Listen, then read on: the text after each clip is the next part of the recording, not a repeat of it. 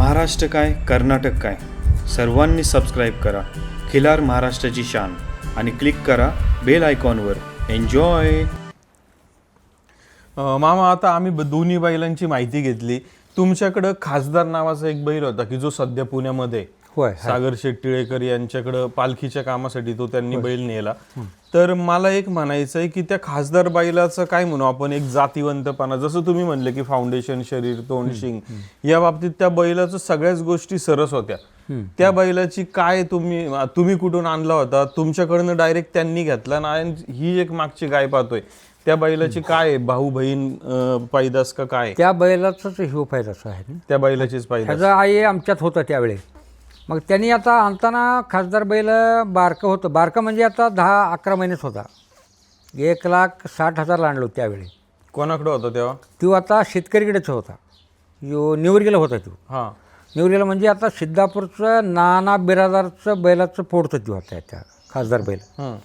मग आता सध्या ह्याच्याकडे आहेत बघा, त्या बैलाचं जे एक आता सध्या ह्यो साहेबाकडे आता निशांतदादाकडे त्याच बैलाचे याच्यातलं आहे. तो पहिला इथं कर्नाटकात होता.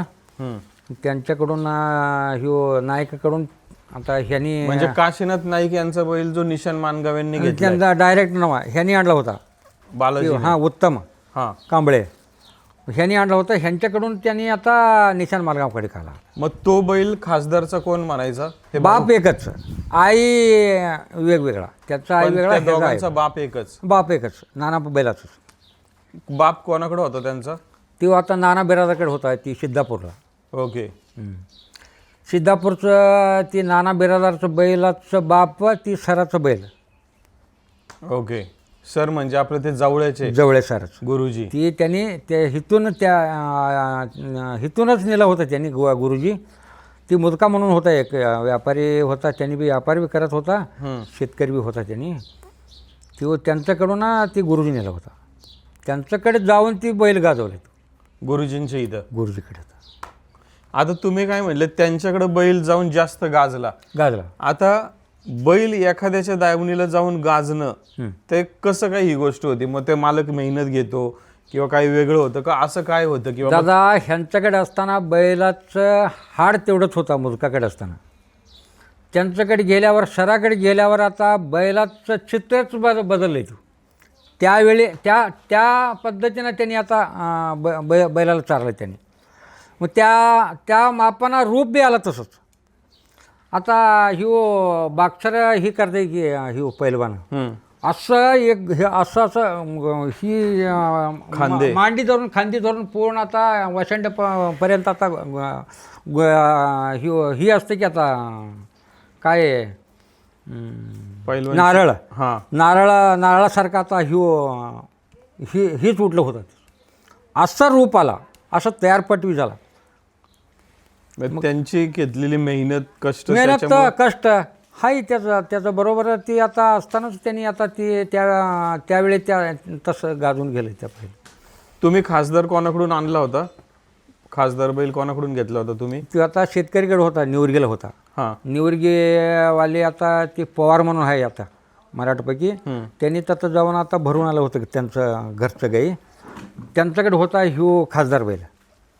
आम्ही डायरेक्ट त्यांच्याकडे जाऊन आता 1,60,000 घेऊन आलो होतो. 10 कमीत कमी 10-11 महिन्यात होतं वासरू त्यावेळी. हिथं आणून किती वर्ष होतं बैल तुमच्या? आता 1 वर्षभर आम्ही सांभाळलो. हां, 1 वर्ष सांभाळलं. मग आता नंतर थोडं चालू केलं आम्ही. आणि किती दाती असताना बैल दिला आपण? जुळल्यावर दिलं. आता जुळून 1 वर्ष झाल्यावर दिलं. 4 वर्ष आमच्या दवणीला आहे बैल. 4 वर्ष. 4 वर्ष. मग इथून तुम्ही डायरेक्ट सागर टिळेकर यांना दिला? नाही, त्यांनी डायरेक्ट सागर टिळेकर माझं दवणीला नाही आला. ह्यानी आला होता तो राजूगिरी आला. राजूगिरी येऊन इथं 2,10,000 घेतले त्यांनी. 2,10,000 घेऊन आता त्या दिवशीच आता जत जत्रा होता. त्यात ह्यो फास करून मिरवणूक करून ज्याला त्या ततच भरून नेलं त्यांनी. जतच्या यात्रेतून त्यांनी घेऊन करसुंडेला, डायरेक्ट करसुंडेला नेलं ते. करसुंडेला काय आता पुसेगावला जत्रेला त्या दिवशीच रात्री त्यांच्याकडे आता ती व्यवहार झाला. 3 लाख, 3.25 लाखाला. म्हणजे मग त्यांच्याकडून पुसेगाव मधनं सागर टिळेकर यांनी बैल नेला. सागर टिळेकर त्या दिवशीच घेतलं ते रात्रीच. आता मला काय म्हणायचं, आज त्या बैलाचं नाव लई निघतं, होय. त्या खासदार बैलाचं. मग तशी पैदास होण्यासाठी काय, गाय कशी असली पाहिजे, वळू कसं, म्हणजे ही निवड कशी काय केली पाहिजे की तशा पैदासी होती जातीवंत? दादा असं असते, त्याचं बाप बी चांगलं पाहिजे, बैलाचं बाप आई चांगलं पाहिजे, मग गायचं बाप आई चांगलंच पाहिजे. म्हणजे आता थोडंफार आता कुठंतरी आम्ही काय करते ते थोडं लोक काय करते, कुठं हो आता ते सांगपाटलाकडे गेल्यावर आता 2-2.5 लाख, 2-2.5 हजार, 3,000, 3,500 घेते. इथं आहे आता 500 रुपये घेते, आता भरून घ्या. असं होऊन काय होतं, आता साधा बैल, साधा गाई, गाय चांगलं असते कारण बैल साधा सोडून जात आहेत. असं होऊन थोडंफार जरा मग आता ह्या रेंजला येत ना. आता मग आता काय होते, आता बाप चांगला, आई चांगला,